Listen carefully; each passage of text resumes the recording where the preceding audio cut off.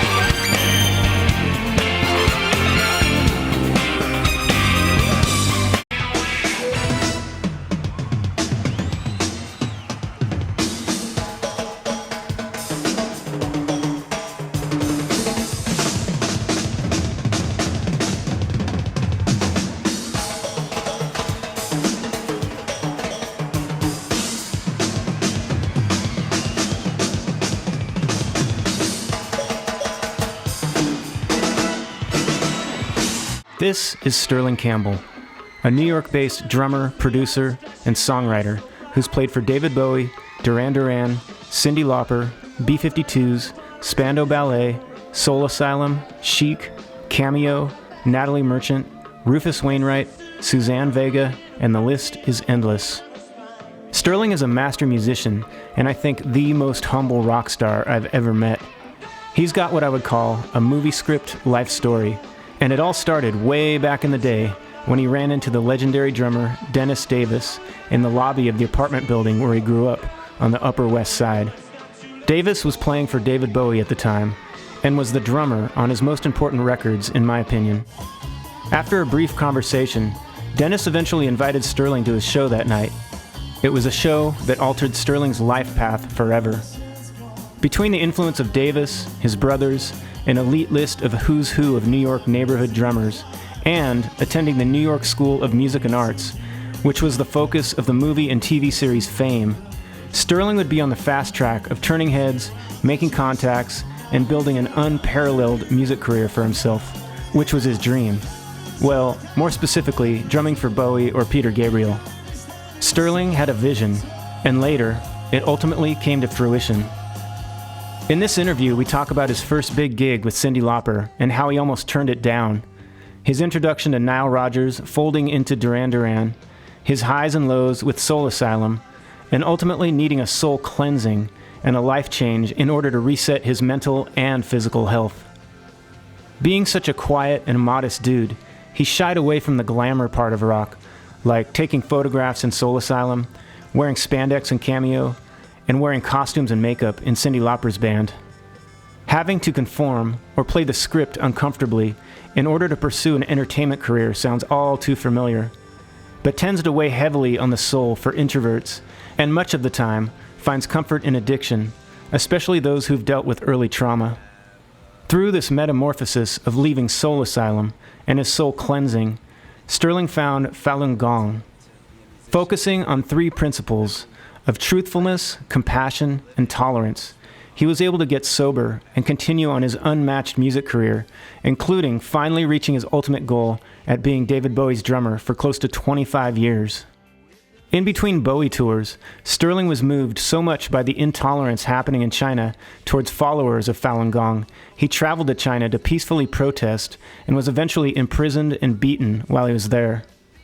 The Chinese government ultimately decided not to magnify his involvement in the protest as an embarrassing international incident. So they chose to literally shove him back on a plane to the States, and turns out just in time for another string of Bowie dates. There are many more rock and roll side streets and valleys intertwined with Sterling's successes throughout his journey. But currently, he is still peaking as the drummer and music director for the B-52s, and he's been doing that for the past 25 years.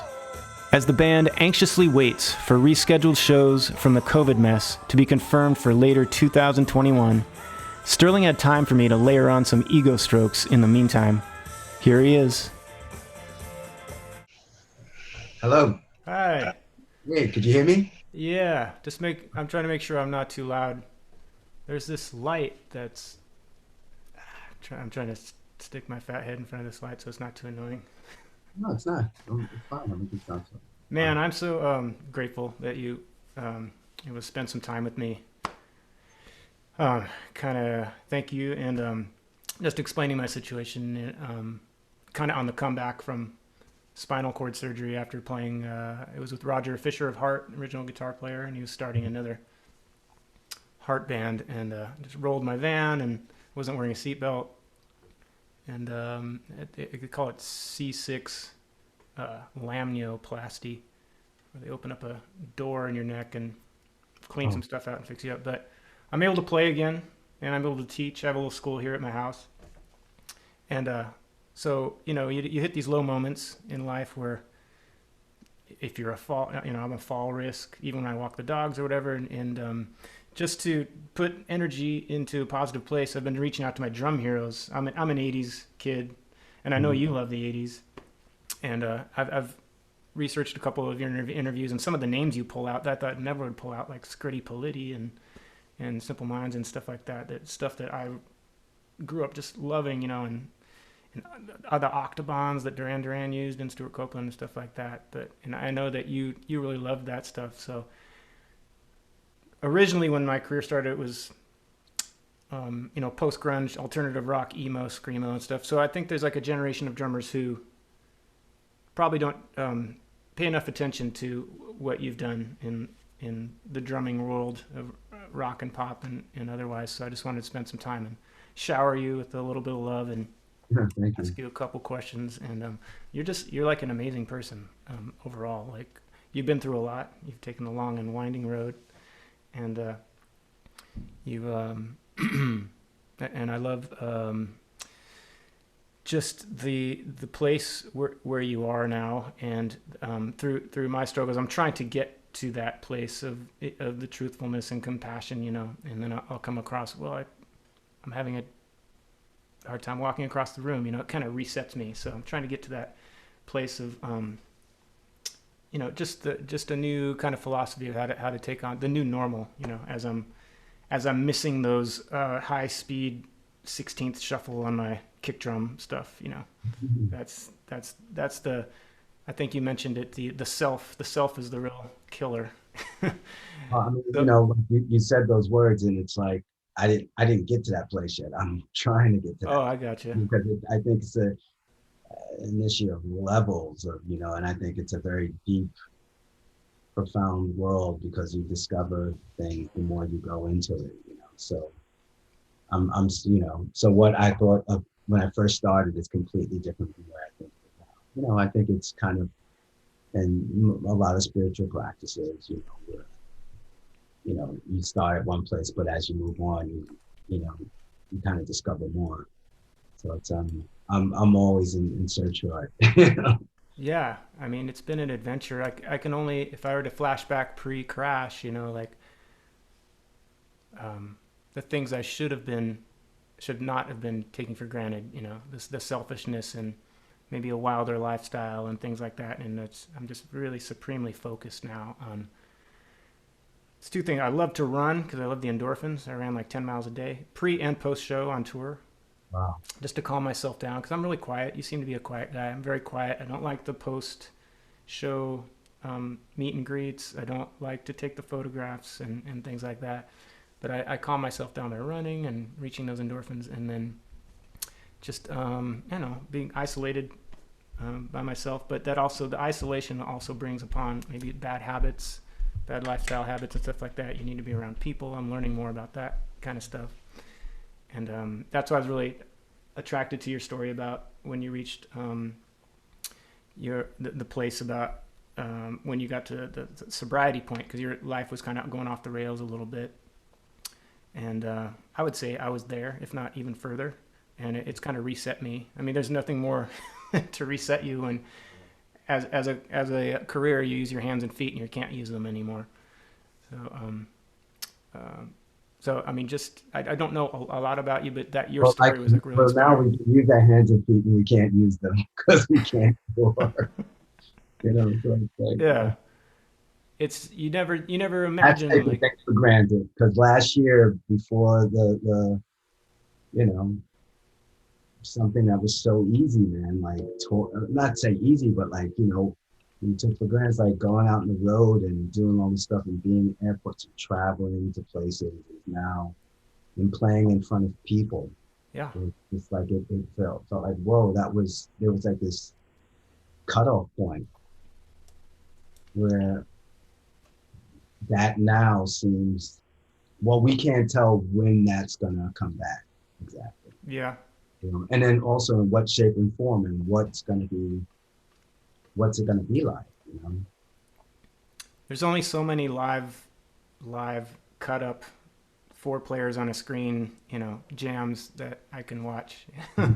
You know, everyone. I mean, you know that it's the energy that exchanged from the stage to the audience. That's the real magic. You know, it's coming from your heart out in the audience. It's communicated back, and everyone's doing their best, trying to survive. Music people are trying to do their best. My friends are trying to do their best, but getting really creative on where to put that energy. You know, being a musician is definitely something my mom would not have suggested. It takes a certain person to love it, and I know you loved it at a young age. And I know your story. I'm going to try not to.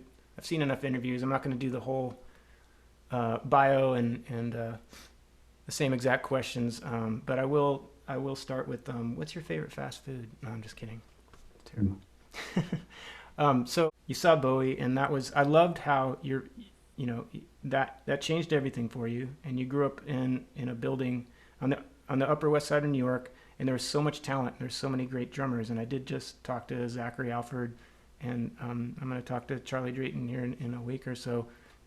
But I love this like collective of like amazing talent in such a small space, and seeing Bowie and what he could do crossing genres changed everything for you. And then seeing Dennis in the lobby, and soon after that you were woodshedding. So did you start playing underage shows in clubs? So whatever you'd say your first pro gig was, did you start playing clubs underage? Kind of what happened was, like, you know, there was another drummer named Pete Bongiano who lived on the second floor, and you know, he was doing more like club dates and things like that. He would play in clubs. Yeah. And it wasn't like a club. It was like, you know, it's like a dinner kind of place where, you know, you can have, you know, people drink alcohol, but people ate dinner there. So yeah. he would play some dates like that, and he would invite me to play a song or two. And that was kind of like my first foray into playing in front of people. I hear stories about, like, you know, thing, club dates, you know, people get stuff through the union and. Yeah. Well, they had I remember rules, you know, we'll sweep you in to play the show and you got to get immediately out, you know. But more importantly, like, there were a lot of places like to play. You know, a lot of people, you know, because it was before, like, you know, just listening to the jukebox, they would have people play. I mean, that's how a lot of these people came up. I mean, you know, you read stories about John Pastorius, him playing on the Chitlin circuit, and like, there, I mean, across America, I mean, there was, especially in cities, there were a lot of places where live music thrived, and that's how people got good at their craft. Yeah. In New York, you know, when I was coming up, New York was very much like that. You know, you didn't have all these extra, you know, these crazy rules and cabaret license and all this stuff. It was pretty loose. Yeah. So you had a lot of clubs I mean, And you can go club hopping, you know, within, you would go down to the village and you can go club hopping within, 5 block radius and go to many clubs. And that's what we did, we from either we're playing it or we're in the clubs. I'm sure along the way, club hopping, club playing, you have these peers, older or younger, and they're almost like, I'm not sure. I mean, your bio is just like out of control, but I doubt you ever had an agent. It's just all word of mouth, right? Yeah, yeah. It just kind of worked out that way. Might have probably gotten more out of it if I had an agent. More. Well, I'm serious. I mean, there's some people work did really well yeah. with agents Uh, and yeah. or manager or something. You see guys like, you grow up and you have this dream, this fantasy about being a professional drummer when you're a kid. And you see guys like you or Kenny Aronoff or Keltner or, when Zach, these Hall of Fame bios, and you're like, did you ever not get a gig? And so I asked Zach the same question, and I was really surprised. There was an audition that he didn't get. So what was there an audition that you went to that you were like, oh, I thought I was going to get that, and it didn't work out? No, I never had thought I was going to get that. I just auditioned. Yeah. So I auditioned for George Michael's for the Faith tour.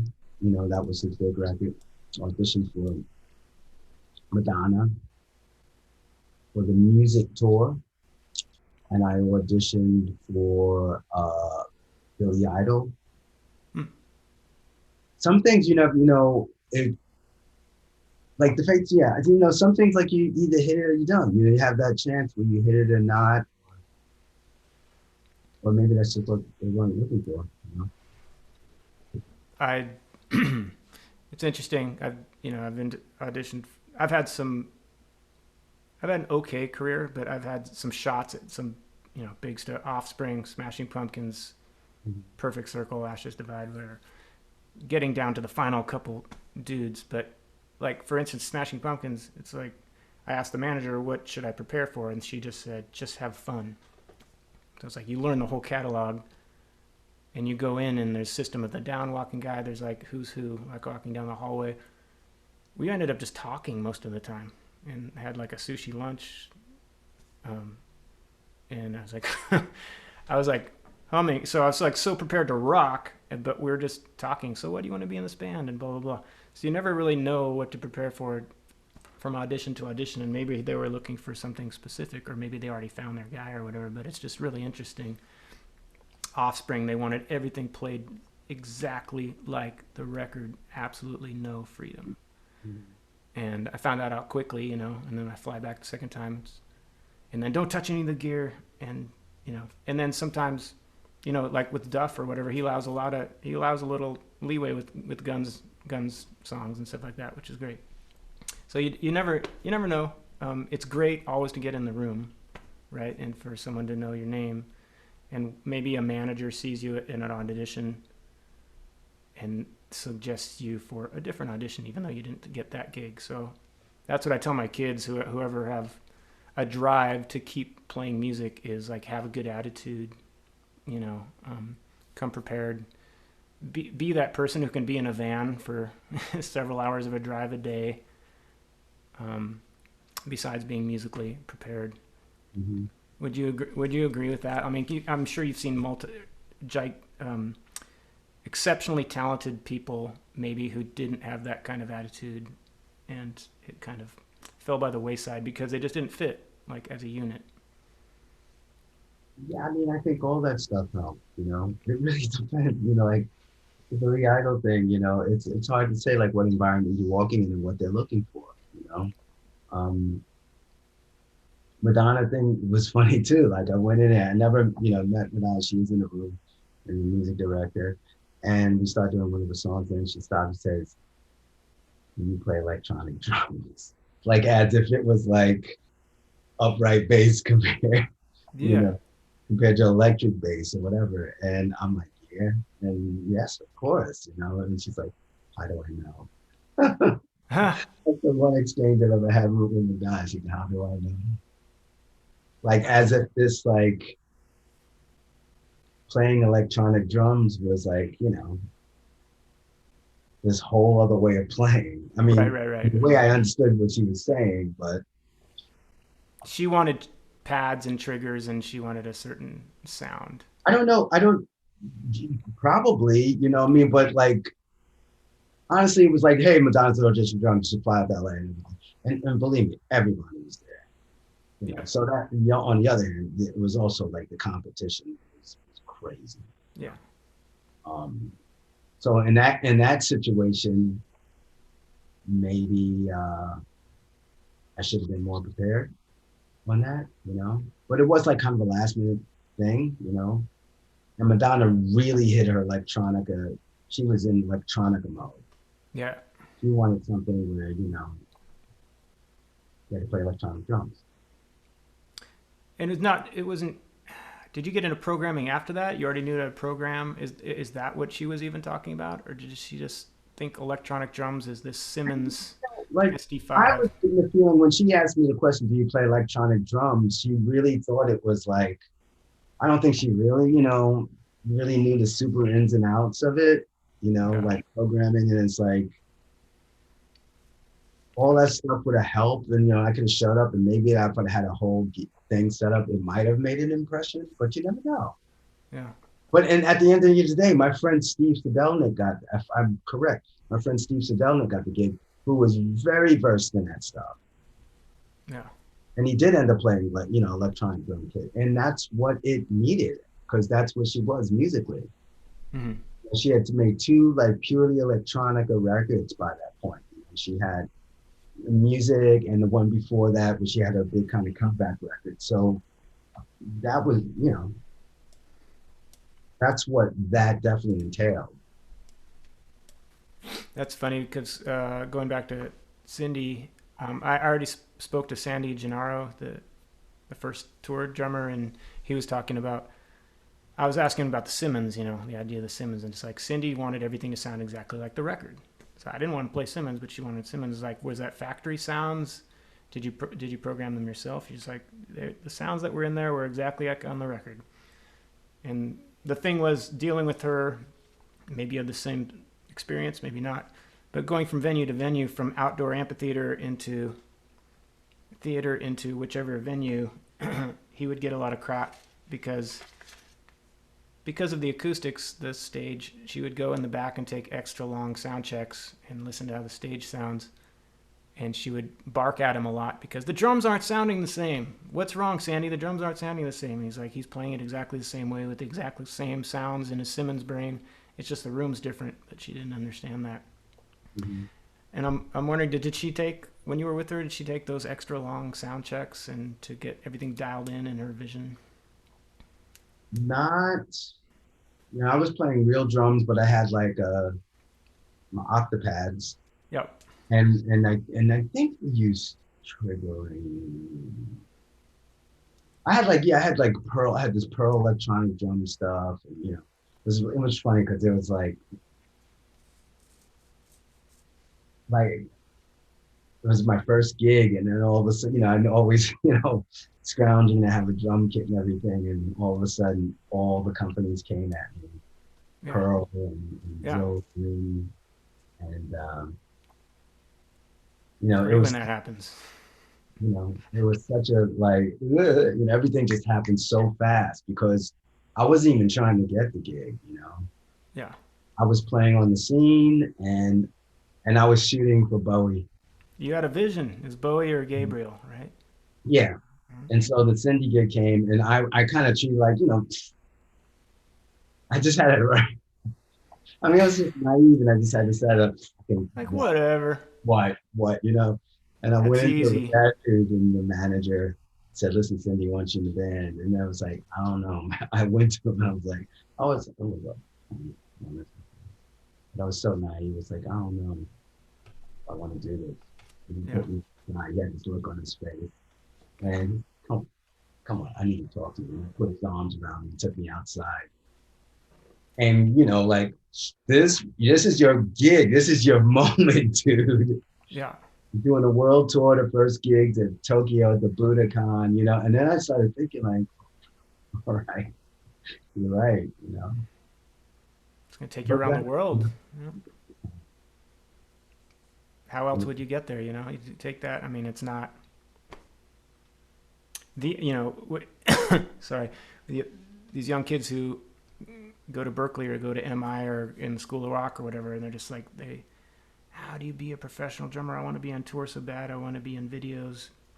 You had no idea. Like that came pretty quickly, but well, it's a totally, yeah, I mean, I thought about this like, I think the Bowie story is the most important. And it's also a place and time because, I mean, now we have everything, right? I mean, you can go online, everything is there. You can watch, if you want to see Bowie from 1976, you can see Bowie 1978, blah, blah, blah, blah.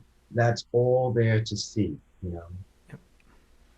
That idea of David, you're going to get to see it once. When he comes around, or whatever artist it is, you're not going to see it visually.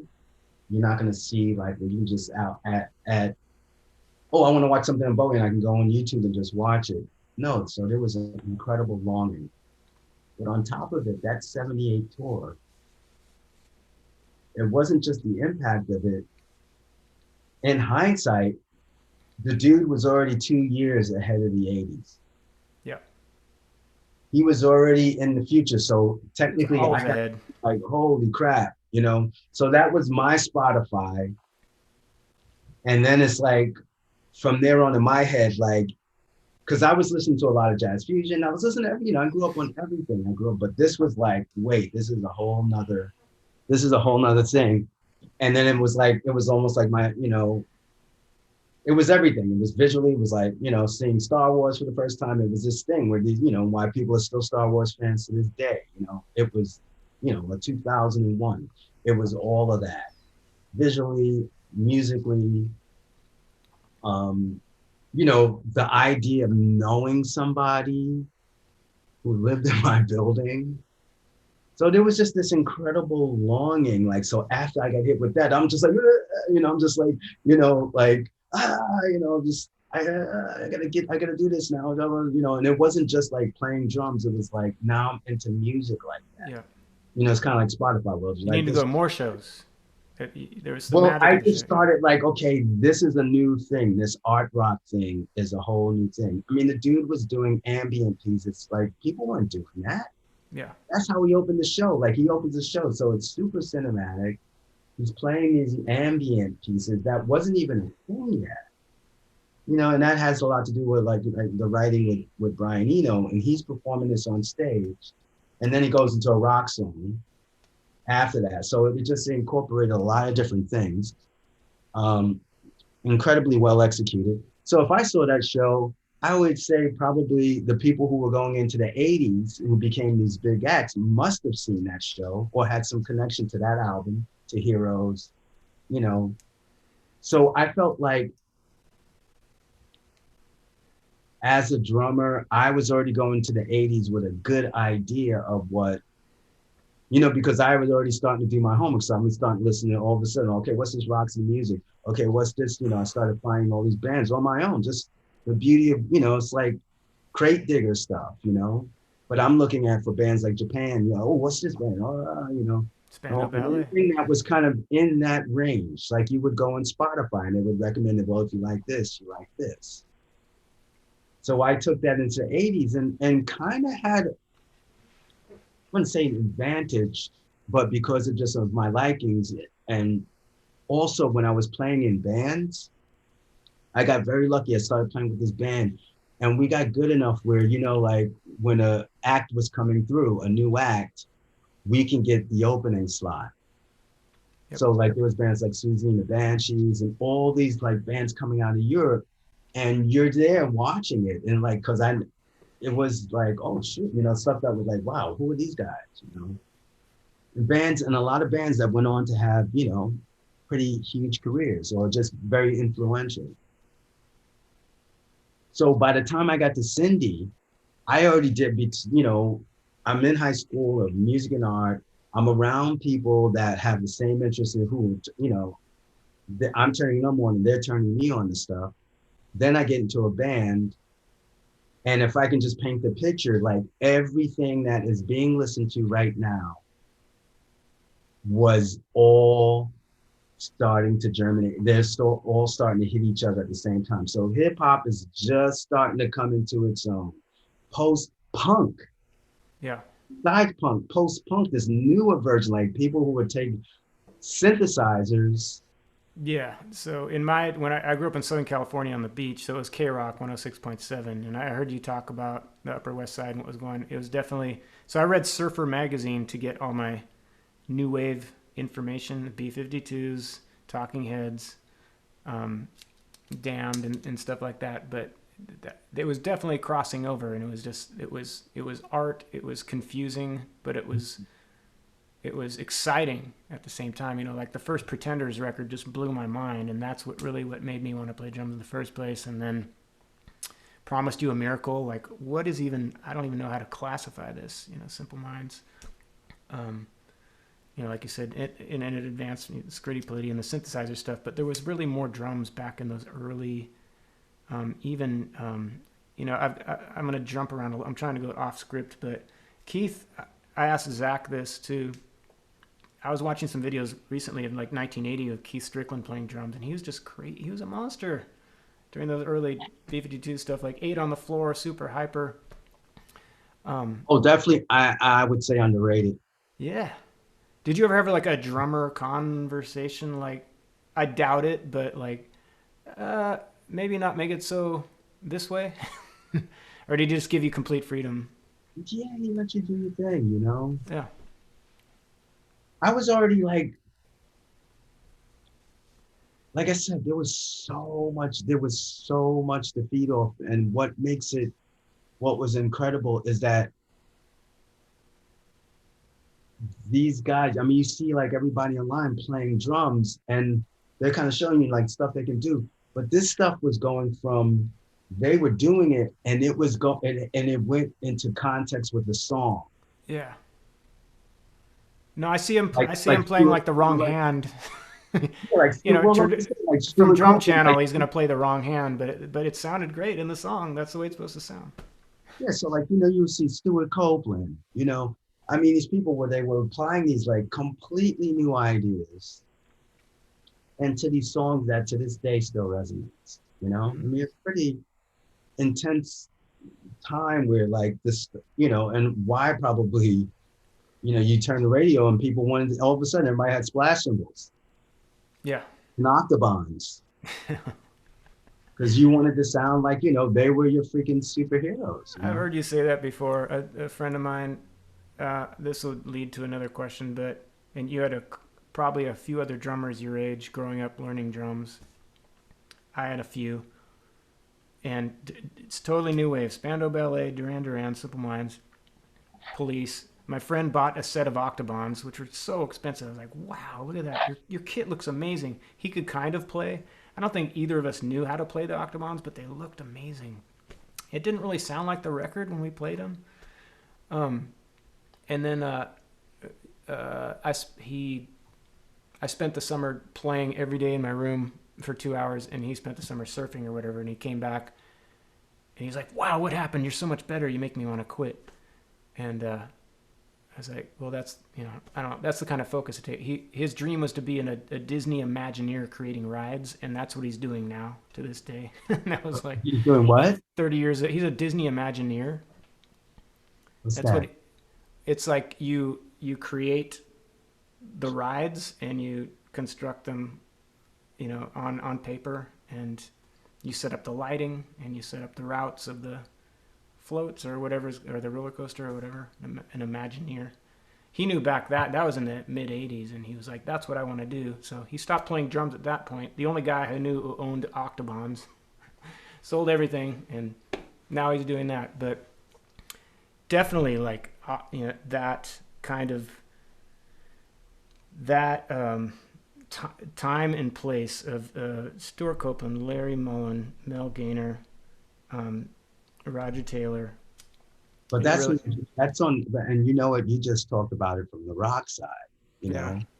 know? Not talking about when I saw Dennis Chambers for the first time playing with Parliament Funkadelic. Right. And then Steve Gadd. I mean, I saw like all of it. I saw Peter Erskine with Weather Report, with Jocko. I mean, it was pretty insane what was going on. You know, like especially, I mean, Keith Strickland saw Hendrix. He saw everything in kind of in real time. He saw some amazing stuff. He's like, yeah, and I saw him coming out from the backstage, and I was like, what? He saw that. He saw the Beatles. So that those kind of things like hit you pretty hard, you know, and I live 2 blocks away from Jimmy's grave. wow. Kinda crazy. Up in the Seattle mountains. Yeah, man, that, you know, yeah, that was a you know, it was a wonderful period. I mean, it's, you know, hopefully it could out of sometimes these crazy things. I mean, when I see musicians now, I mean, like the level people are at, it's like, it's crazy. It's crazy. I don't know what's in the water now. Like, I mean, people are like, it's like just an army of prodigies. Yeah. This has sounded really awkward, and I mentioned to another drummer that I was talking to, but I actually feel I feel very proud when I talk to someone who actually achieved their dream gig. Like, you had a vision, you played with other people, and you finally accomplished your vision. You played with Bowie. I talked with Greg Bissonette. He was obsessed with Ringo. He loved the Beatles, and he's finally in Ringo's band. This guy Michael Urbano, who played with Cracker and Third Eye Blind, but he loved Fleetwood Mac. Just starting this year, he's new Lindsey Buckingham's drummer, and it makes me feel so good. Like I'm nobody, but I love that kind of story because I know what that love is like. I'm waiting for the call from Martin Chambers where he breaks his arm. He's like, "You need to go out now," and I'm like, "I don't even need to rehearse. I know all the stuff." Or Larry Mullen, you know, I love that kind of story. So. Yeah. Even though that's strange, I'm like, I'm really happy for you that happened, you know, in your life.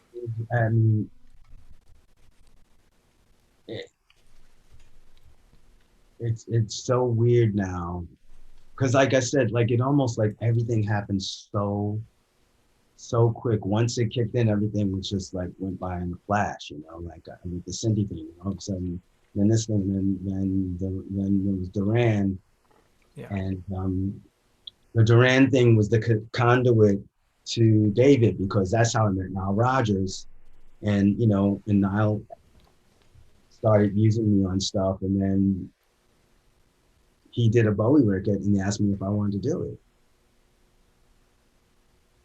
I know that story, but there's one little detail. When you got the call from Simon, did he know of the band or did he hear you're playing on the record? What was why did he call? No, I never asked him, like, how did you get my number? You know, all I did was like, hey, you know, it's Simon Le Bon, we're, you know, going on tour, blah, blah, blah, blah. You weren't curious. I mean, I didn't know why I didn't know if that was like the appropriate thing to ask, and I never like even thought about asking it. You know, there was a connection, I think.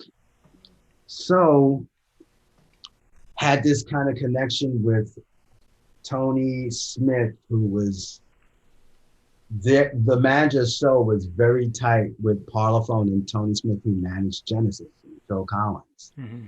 And I don't know if like he came to the show and there was some kind of calling, hey, we're looking for a new drummer, you know, and something kind of happened. I heard like little inklings. I heard maybe Ferroni record. I don't even remember. I don't know. I don't know what happened. I never like, who told you to call me? I never thought of asking him that. Yeah. Well, I guess it wasn't required. That was like, I wonder how that happened. He heard a track, or he just got, someone said, this dude is a slam dunk. You got to get him now. Something like that.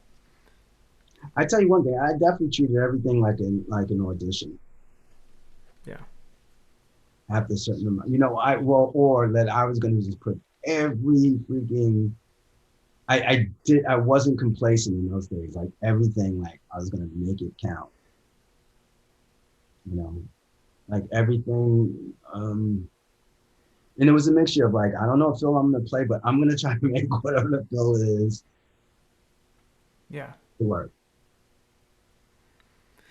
Um, I was checking out some of your live videos of the past, and I do see a lot of Dennis Davis influence, and I'm wondering, in tracks like, there's tracks. I'm wondering about what you grabbed from him specifically as an influence, because there's a lot of tracks that he plays on that could have been played straightforward, but he wanted to play it in his own style. Something like in Look Back in Anger or whatever, which is he's doing more of like a paradiddle thing, right? You could play that straight if you wanted to, but it makes it more exciting the way he plays it. And then I hear you playing with David, and I hear the same thing. I hear a lot of freedom. I hear where you come in on unorthodox accents, and the band is with you, and I could tell he's into it, and I love that. It gave a whole new energy to these old classic songs, So say for instance like Ashes to Ashes in 2000 or whatever, which is a really popular video, but I just really love the funk that you're bringing into it, and like the unexpected. Whoa, I love that trick. Oh, he comes in. Well, I was trying to like copy, it was my kind of naive way to try to sound like modern, like people start taking, it's like when you listen to DJ culture, they start muting the kick drum or something, something like that. I was really trying to like, honestly, it wasn't anything kind of overly intellectualized. It's like, wow, that's cool. They took the drums, they mute the drums out sometimes and you just hear the snare and the hi-hat and then it comes back in. And so I thought that would, it was kind of like, let me try it and hopefully, it worked. It And seemed then, like he was into it, especially when he's it's, facing you. He's but like, it's "Oh, what's still going to like happen next?" some of it, it's honestly, a lot of it is in a sense of humor kind of way. Mm-hmm. He was like that. He was open where I would do that out of like almost just having fun, and he'll just like, and then they'll just stick. Because David, like, people ask me about that all the time. And like, for me, like, I would say out of the 20 something years I was with him, we were laughing. It was funny. Everything was funny. Working with Brian, it was just funny and fun and having a laugh. Well, if he was And like that guy in that, that's what blew me away the most. Like when we went to do that record outside, I was just laughing so much with them and having so much fun. And Brian and David were just so funny. if he's anything like that guy in Ricky Gervais extras, man, I can't imagine being a more That's what it was. relaxed That's what it band. was like most of the times. Yeah. In fact, when we were doing the album Reality, that's kind of when The Office really took off in England, and David had that's not the David, we had VHS copies of it. And so when we started making realities, we made it in the studio, Looking Glass Studios, and we would basically start the session, get going around 1, have lunch, start around 10, get going about by 1 o'clock, have lunch, and then watch The Office. And that happened through like my whole time working the session. We got through all the season, and like there was times after watching it, because it was such a new form of comedy, that I would mess up starting the songs because I couldn't get some of the images out of my head, and I would be like I just start cracking up before we would start the song up. I'm like 1, 2, 4. Yeah. Okay. 1. It's a good place to be. And David he loved comedy, man.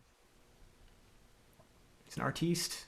Yeah, and I think he saw like he was like kind of like the Bowie of comedy, Ricky Gervais. Yeah, he can do anything. Let's see over here. So not this isn't like a desert island album thing, but like I said before, I grew up on the beach. I read Surfer magazine and listened to K-Rock.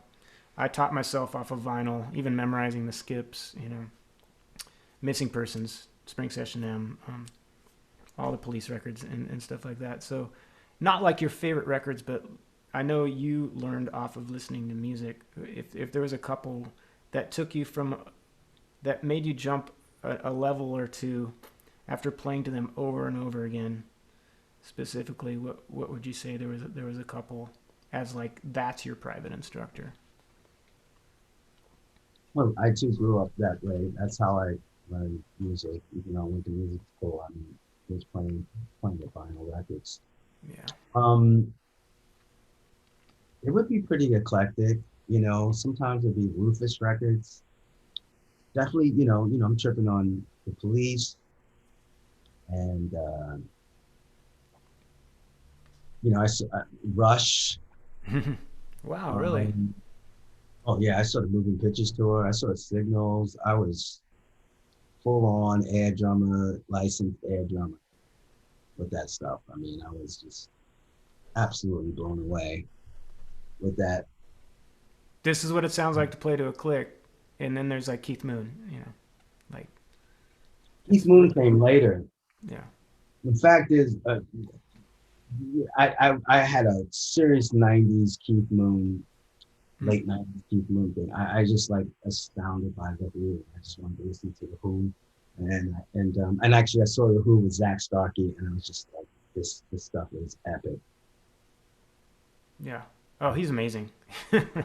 That guy. I really like it. Really kind of hit me because it was hard at the time because it was still coming at the end where like the Who grew on me much later on, and by that point, like I said, it was all these different progressions.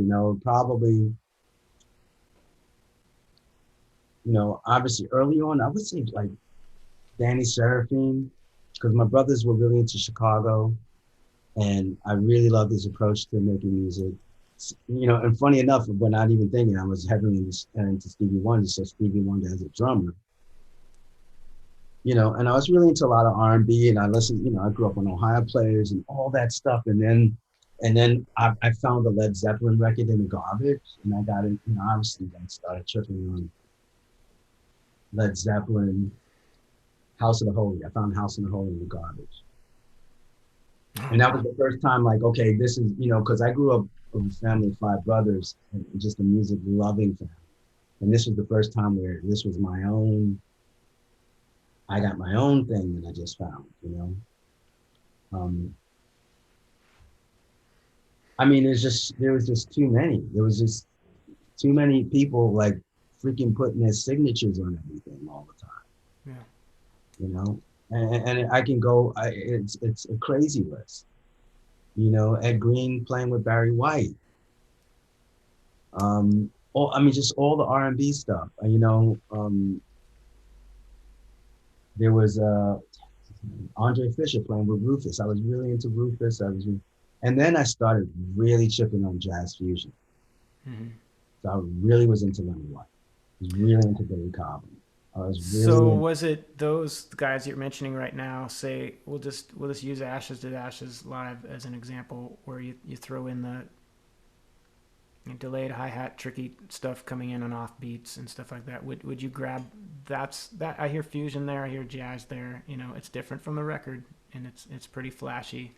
You think those guys right there are what contributed? No, I would say that like Ashes in particular, that was more me trying to do a drum program.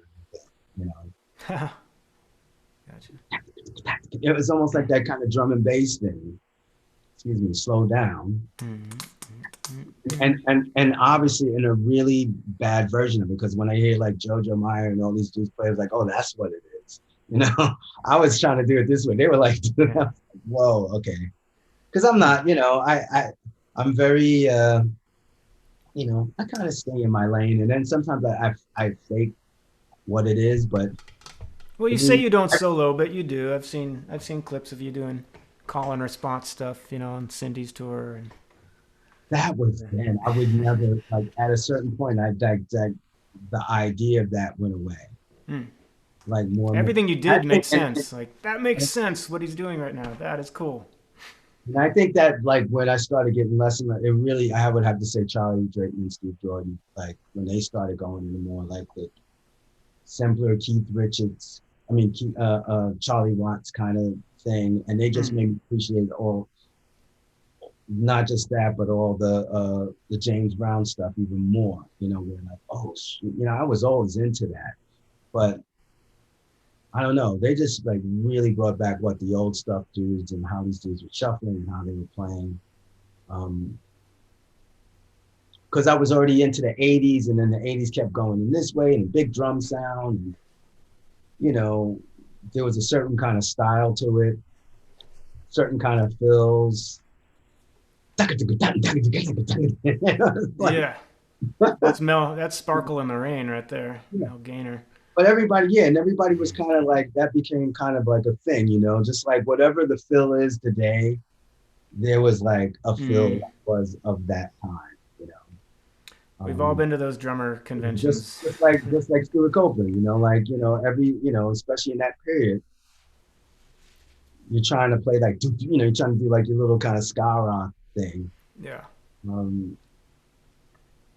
That's what's so cool about the you know, Cosmic thing. One of my favorite Teach Myself the Drums records is those styles that you just brought up are all compiled onto one record.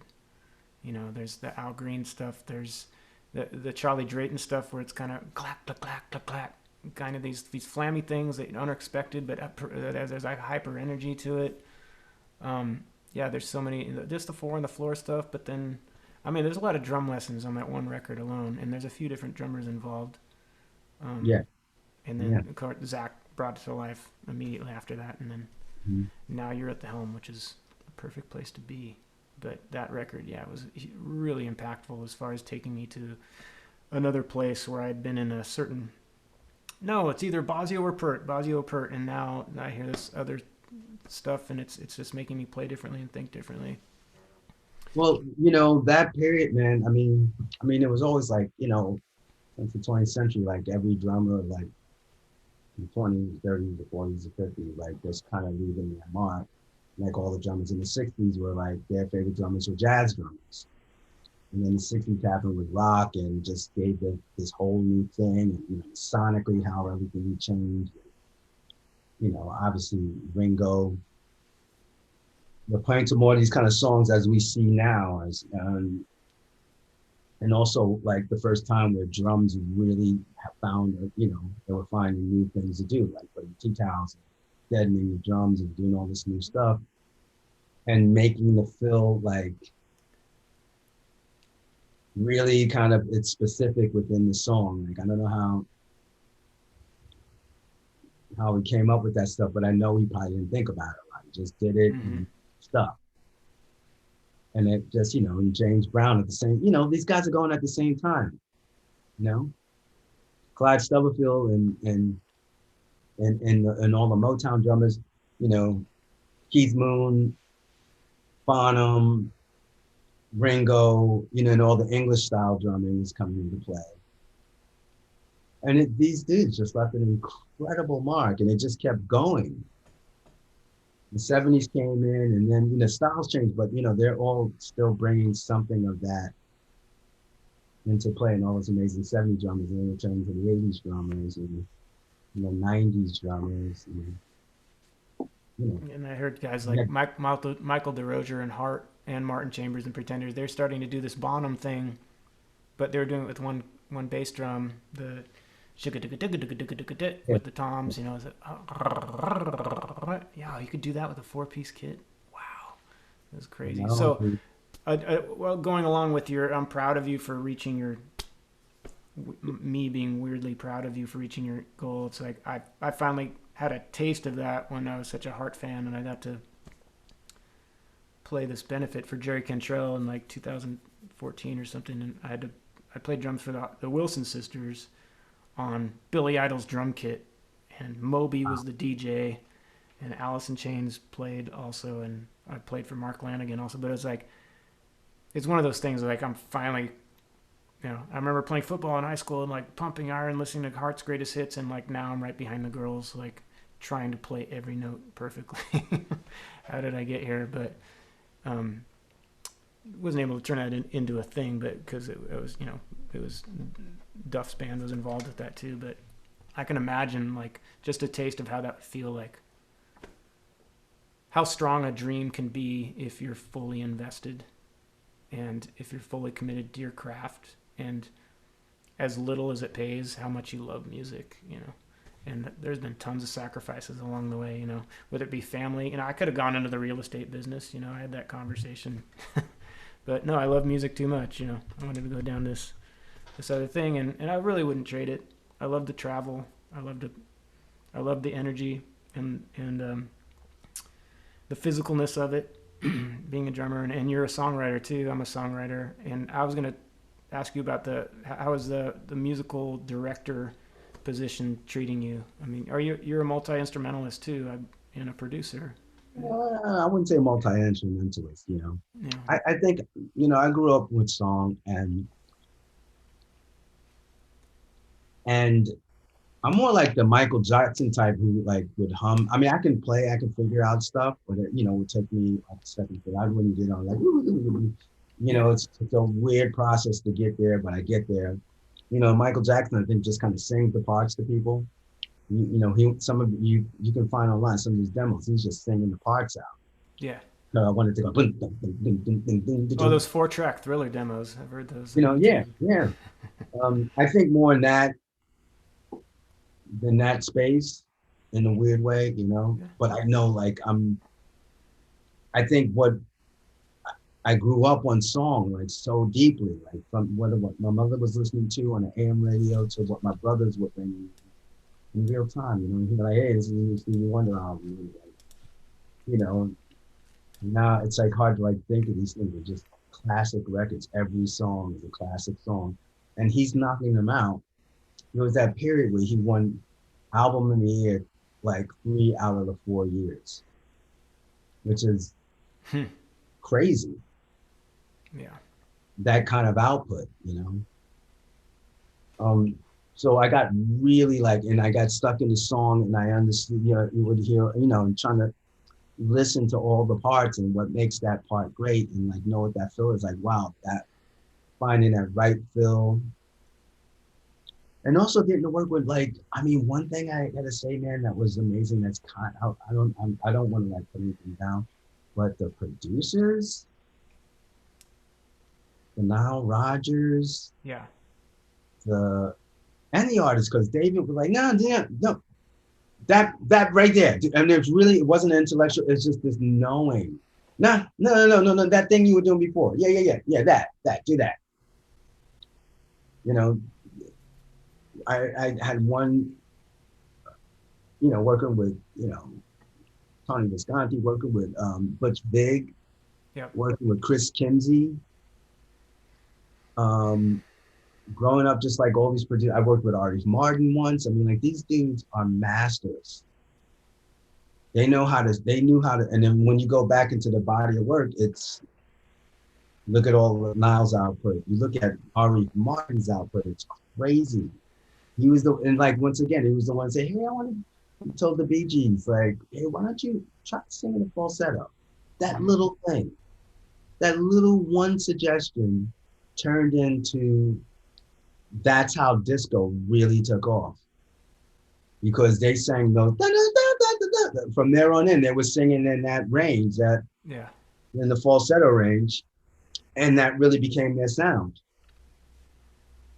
And then Ari went off to do I Feel For You for like Shaka Khan. He did all the early Atlantic stuff. He did Jive Talking. I mean, like, you just look at his thing. There's a great documentary.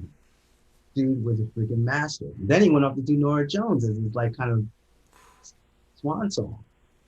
So the dude went from jazz all the way through the 60s and all the early R&B stuff into the 70s, into the 80s, into the 90s. I don't know, is Norah Jones 2000s? I think yeah. Come on. Well, did you work with Lorde? Huh? Did you work with Lorde? I see you. Lorde? Yeah. We just did this when David passed, we did this. The Brit Awards wanted the Bowie band to do wanted to do a kind of tribute to them. They really didn't have a plan, and first it was just going to be us playing like a medley of stuff. So I put together a medley of his songs and tried to figure out how to do it. Okay, if he's not going to sing, how can I pick the best bits? You know, all the stuff that people would know. So find all the musical bits. And then the Brits came back, hey, you know, now we're going to do Lorde. It's going to sing with us doing Rock and Mars. So we had to, you know, I made this whole arrangement. You know, it was like a minute and a half of the medley of Bowie stuff. And then Lorde. So technically I didn't. I mean, it was just you know, she guessed it. So yeah. She was amazing. Such a sweet It's really talented. Yeah. Wow. I was blown away. Like at that age, she was just like. I was just gonna say, if you cannot, as a musician in the studio, if you can block your sensitivity and just absorb from the talent that's in there, the big time producers, the big time engineers, you can learn so much. Like I've been in studios with heavy hitters before, you know, as a young musician or whatever, and I, you know, hey, watch your flams on those 8 on the floor stuff, you know, a lot of all screaming, you know, without it being too Pro Tools or whatever. Or Burke, you're playing too much like an orchestra. You need to, you know, there's been some heavy hitter producers, and I took that all in, you know, and I rather than being sensitive about it or like that guy doesn't know what he's talking about, I absorb it and I understand what they're talking about. It's like I'm not the one with the hit records, you know. They know what they're talking about, and I think I was even flown in to just do one drum fill on some single, just to do it over again for an edit. I was like, what? It was fine before, you know, what's wrong with that? And of course they made the right decision. Like that was the right edit to do. Mm-hmm. But if you can, as a young musician, to understand, like to take advice from people who've been there before, to take advice who, you know, what is it, Dickinson with more cowbell, take advice from those guys who have been there before, that you can actually learn things rather than being defensive, you know. I'm sure you've been down that road a few times.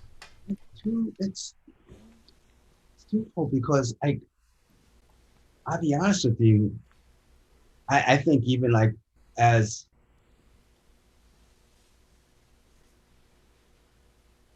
a musician, you also have to check yourself, because, you know, you did all these things, so you carry that with you, and if you don't put that in place, and I think a lot of times with probably a lot of musicians in terms of longevity, they're like, you know, so when the 80s came, like, oh, this drum machine crap, and you know, this is stupid. You can't replace musicians. You know, there was all that, and I'm not saying that they're wrong in saying that, but what happened is that it did do that shit. Mm-hmm. And technically, I always say this now, it's like, it was like I'm coming into it and I'm coming to but technically I'm starting to compete against AI. Yep. I'm competing against the machine. So if I had this like, oh man, this is not, you know, if I want to, this is not this, you know, but I was already into it anyway. And honestly, from more naive things, wow, like it's got buttons and like, I was always fascinated with synthesizers because they look amazing to me. You know, especially back in the day with the moon module and all this stuff plugged in, and it just looked like sci-fi, and it just looked like, wow, cool sound, you know, like all these cool sounds and space age sound. Yeah. I was more fascinated from that aspect. So,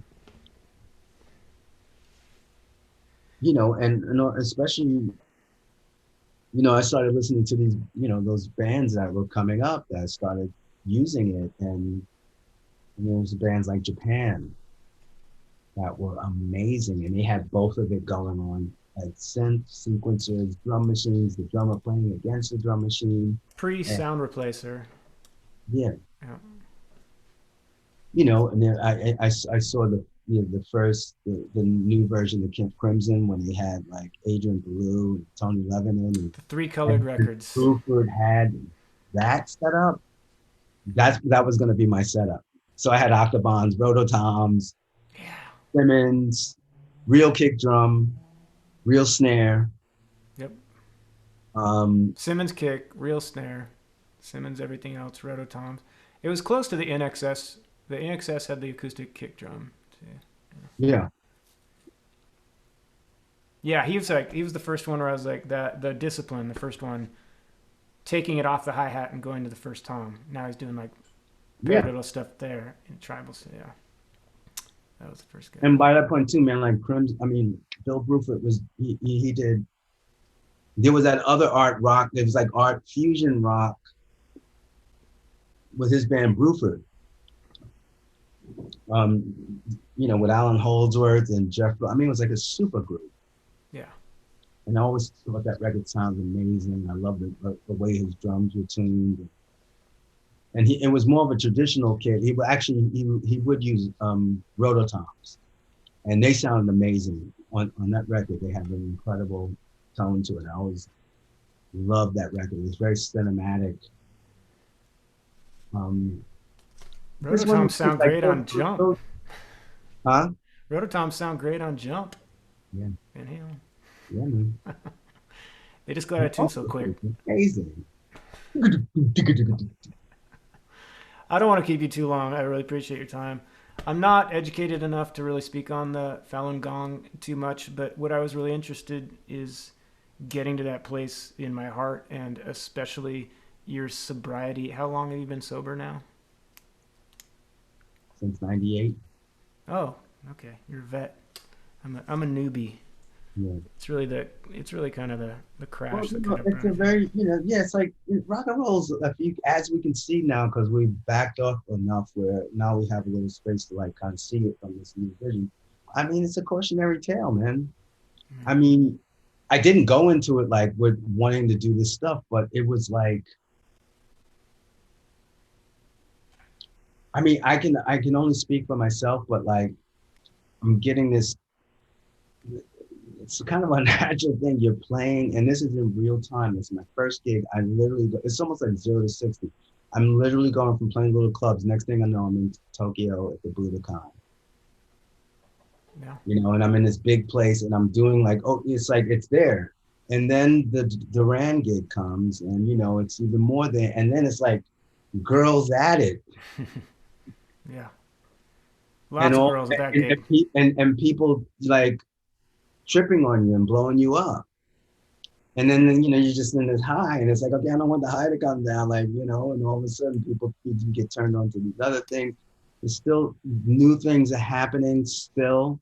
Like dance music really came, like when I was living in England, a new culture was coming in, there was the Manchester thing that first happened. And then like all of a sudden it's like going to clubs. Yeah. And the whole rave thing was happening as I'm in London at the time.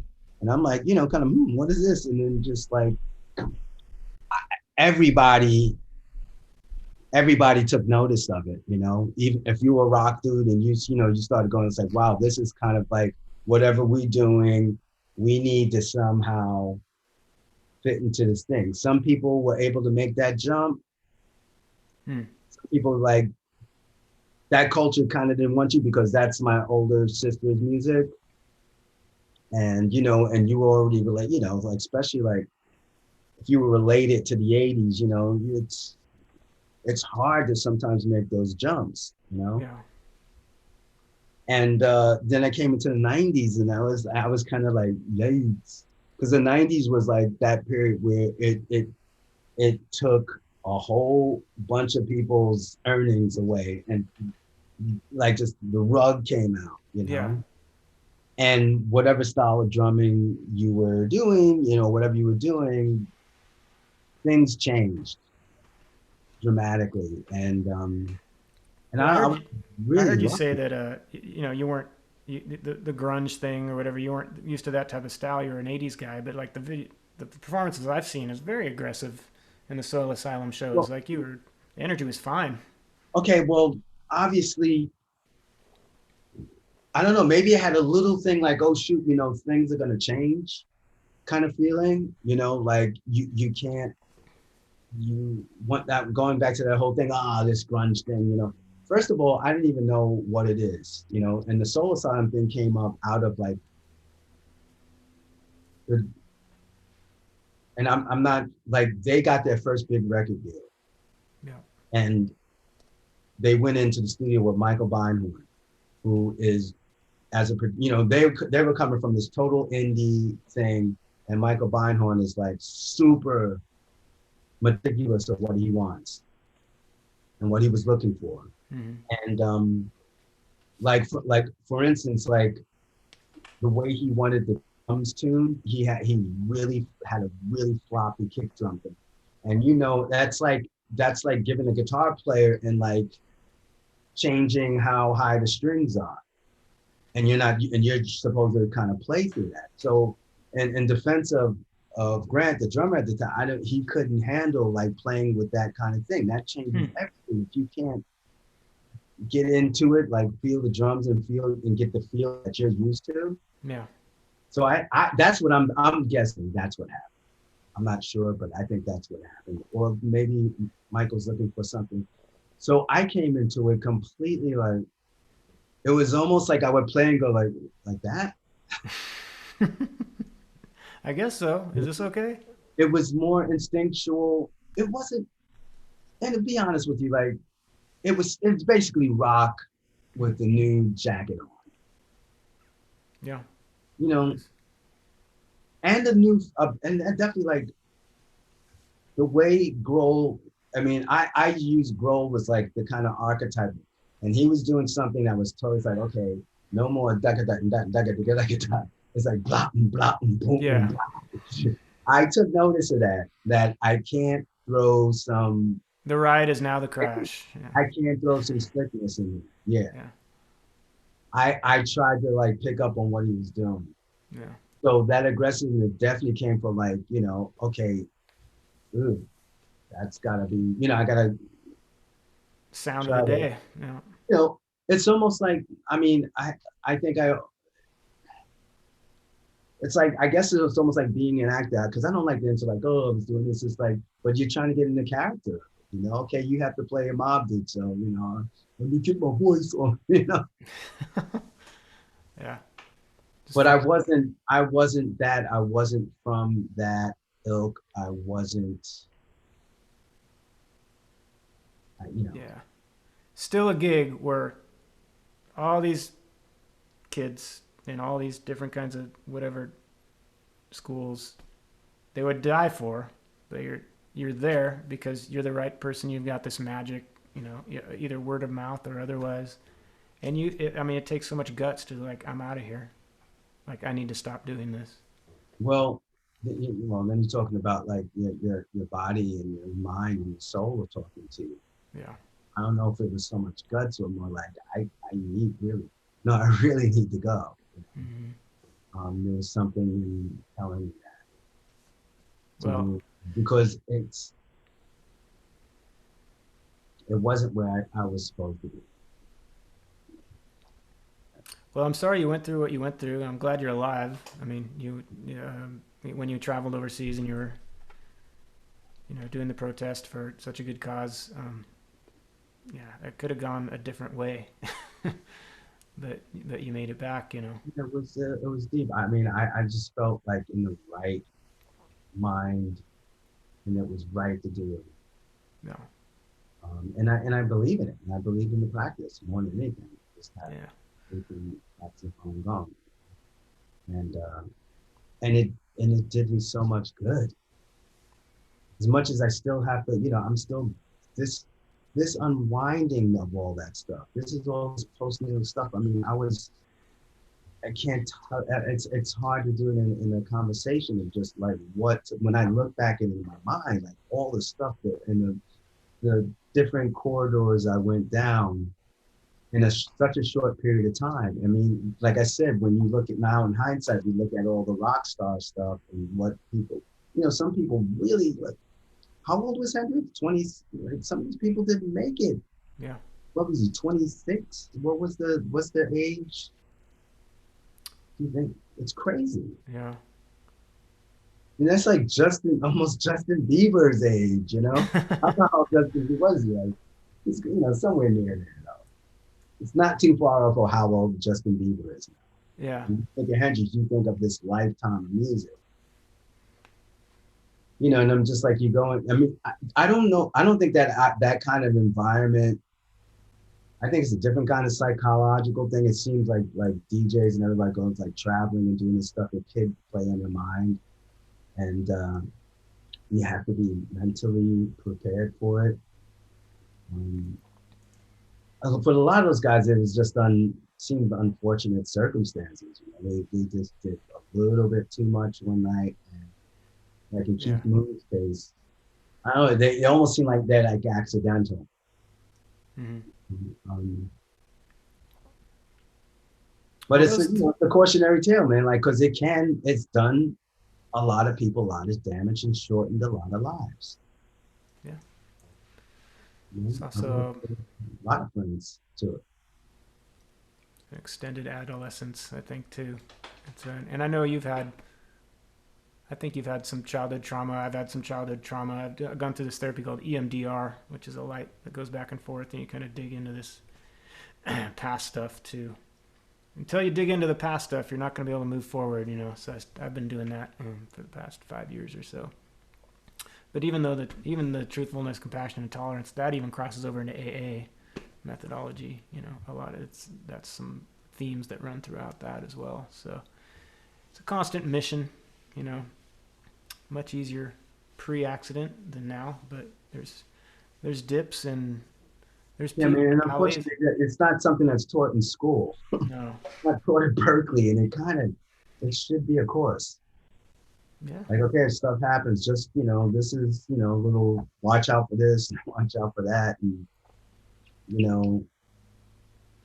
like I said, I mean, the jumps were crazy, and especially it was at a time where the phone didn't exist. Yeah. Cell phones, bro, some of the crazy, like Netflix, you saw that I mean, I never saw it, but it's like, I don't even have to watch the Motley Crue thing. Oh, it's like, yeah, I know. I read the book. I haven't seen the thing. You know what I'm saying? But it was just. What did people do before they looked at their phones? I've forgotten. I think, well, there was a lot to do. Yeah. Interact. Things were moving, and there was, stuff happening. I remember looking up in a phone book to try to find people to jam with, and you had to schedule it in the neighborhood or whatever. Now everything's just in a snap. Well, like anything, it's an addiction. And what were you doing before you didn't have any? Like, if you smoke cigarettes now, and you're like, yeah. Now, before you didn't have to do it. It's kind of the same thing. Yeah. I mean, you got a phone that can give you everything. You can do all this stuff, and before that, you didn't have it. Yeah. Hey, so like I said, I have a little school here. It's called Loud House. I was music director at the School of Rock in my neighborhood for like 3 years, and then that didn't end well. I started my own thing, and thankfully, all the best parents followed me over. But I have this thing called the Drummer's Tool Belt for the kids who are really serious about wanting to join a band or whatever. And that's just basic stuff like just basic rudiments and going through warm-ups and flams and 16th 4 on the floor and a surf beat and shuffle versus straight is really important in the basic jazz beats and stuff like that. Playing to a click, having a good attitude. What would you suggest? What would you put in a drummer's tool belt to a very young person who thinks they want to be in a band and go forward with music? I think maybe I don't know, there was a point where it became my mission, it's like I'm being hired to do something. I'm going to do everything to service the music. It's so cliche sounding, but I really just wanted to make people happy. It was like kind of a rush to do something. Oh, you get called in the studio, you got this song, and it's not there yet, and then you do something, you bring something to it. And a lot of, I mean, just naturally, just not making it about you, not making it about yourself, making it about you completely service to the music. Play the And song. and you know, honestly, for me, like you go back to like you were listening to records. I mean, I got a lot of stuff where, well, what was that? You know, it's like, what was that thing that he did? You know, what was that thing Stuart Copeland would do? You know, or and I would like maybe I'll take half of that. Mm-hmm. I won't do that. Maybe I'll just take the freaking just the flam part of it, and then I'll do something else different. But I'm trying to also listening to um like when I'm listening to Dave, I'm listening to him, so I'm listening to the lyric, and can I compliment the lyric with something, or can I compliment? Sometimes there isn't a lyric, and I'm like, I would do something that would like, okay, this is gonna bring this song into this section. But see, what I'm telling you is like, I don't know, like it could be an old paradigm for people because you got a whole nother era how people think about music. Mm-hmm. When they're not thinking like that. So I could technically, unless you're doing your own band, you know, I can, you know, that might not be always the way to do things because I don't know if people are, you know, they're controlling it so much. It's not you control. Unless they say, can you do something? Give me something else and do this, you know, it's really hard to gauge around, you know, because if you look at there's not a crash cymbal in the top 20, Right. you know. I don't know if there's a crash cymbal in any AC/DC song either, or a drum fill. But you know what I mean? Like Yeah. it's in just in the music business right now, it's been all trap. It's all been all this thing, you Yeah. know. It's all super controlled. You know, I was reading this thing with like Serban Gehenna, who's like the top mixer, and like most of the times they're not even dealing with, you know, how do you deal with like acoustic drums? And they're like 99% of the stuff we do doesn't have that. Mm. Takes a lot of And work to to me, mix it in. well, to me, that's like sometimes that's like, I mean, especially from things in the past, that was fighting words. Yeah. Yeah. Like It's you not see as some of the exciting band like live. Oasis, they were tired of like the Americans like kind of, you know, they're, you know, it was Nirvana, this band, it's like, yo, we can't let that. It was kind of like fighting words for them. We, Yeah. you know, so, you know, the whole Britpop thing took off. And there was definitely like an attitude like, no, we're going to make this, we're going to bring it back over here. So I guess maybe that there was a certain like, okay, no, I'm going to, you know, there was something I'm going to, you know, put the effort into it to make this have its, you know, to have its place.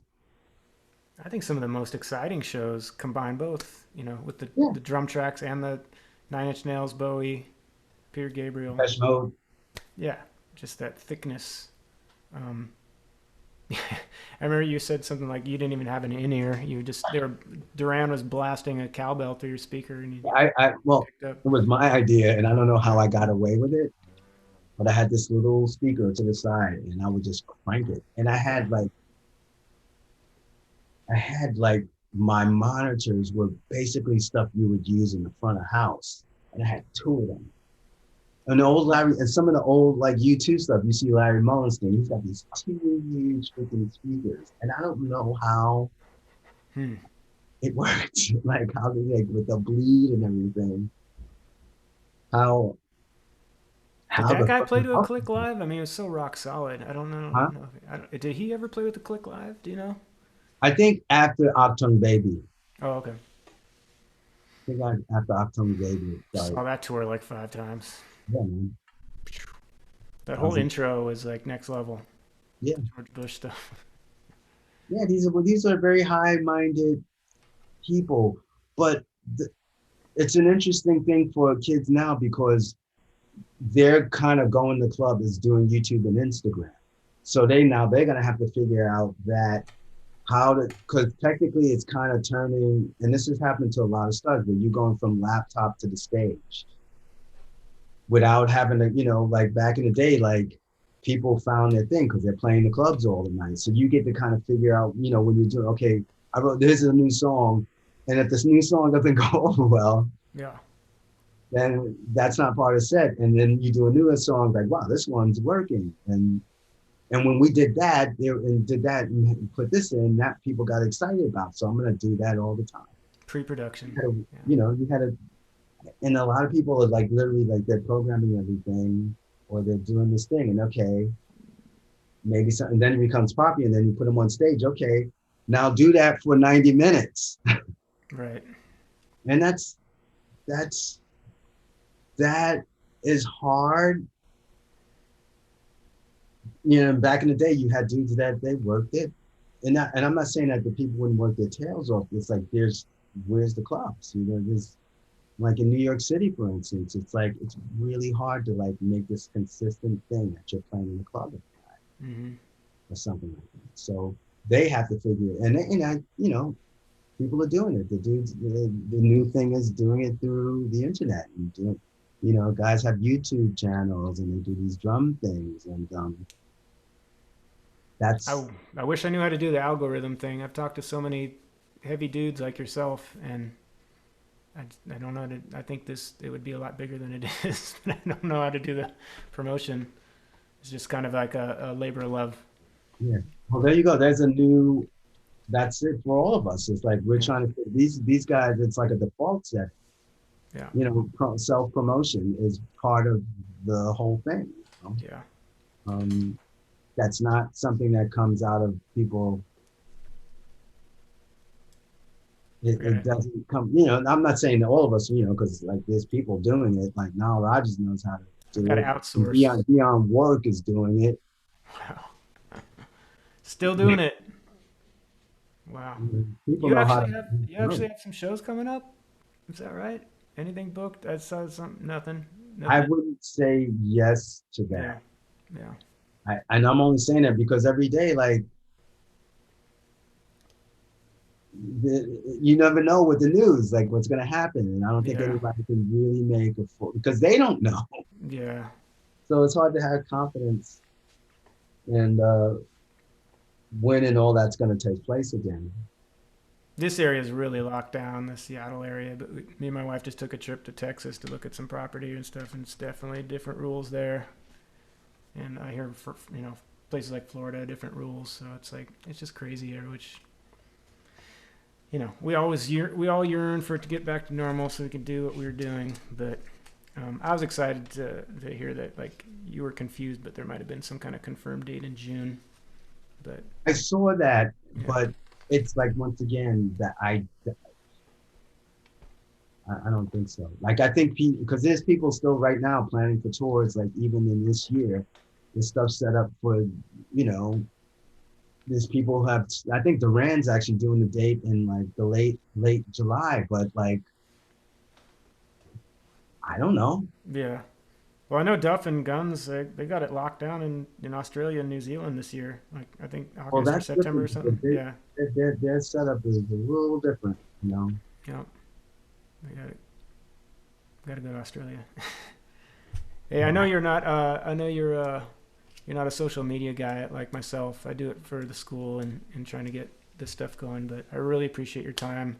You're very gracious. Honestly, and if you ever like, given the time, if you ever had like maybe a student and you wanted to ask some questions, we can do this again.